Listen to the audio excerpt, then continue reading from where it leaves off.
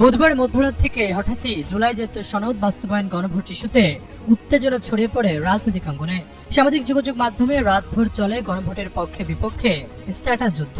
আগামী সংসদ নির্বাচনের আগেই গণভোট চায় জামায়াত ইসলামী। অন্যদিকে দেশের প্রধান রাজনৈতিক দল বিএনপির চাওয়া সংসদ নির্বাচনের দিনই গণভোট আয়োজন করতে হবে। গণভোট নিয়ে বিএনপি জামায়াত ইসলামীর পাল্টাপাল্টি অবস্থানের প্রতিক্রিয়া জানিয়েছেন অন্তর্বর্তী সরকারের আইন উপদেষ্টা আসিফ নজরুল। তিনি বলেন, গণভোট কবে হবে সে বিষয়ে প্রধান উপদেষ্টা দ্রুতই সিদ্ধান্ত জানাবেন।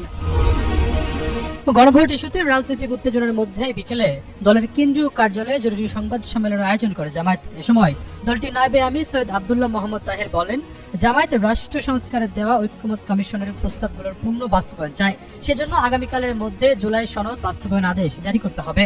সরকার চাইলে আজ রাতের মধ্যেও সেটি করতে পারে। প্রধান উপদেষ্টা অধ্যাপক মোহাম্মদ ইউনূসকে সময় ক্ষেপণ না করে জুলাই সনদ বাস্তবায়ন আদেশ জারির আহ্বান জানিয়ে আব্দুল্লাহ মোহাম্মদ তাহের বলেন, দেরি হলে সরকার জনগণের রাস্তা হারাবে।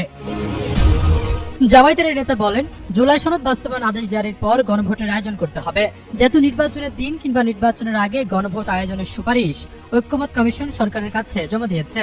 জামায়াত জাতীয় নির্বাচনের আগেই গণভোট আয়োজন করার দাবি জানিয়েছে, কারণ একই দিনে নির্বাচন ও গণভোট হলে রাজনৈতিক দলগুলোর নেতারা নিজ দলের প্রার্থীকে জেতাতে ব্যস্ত থাকবেন।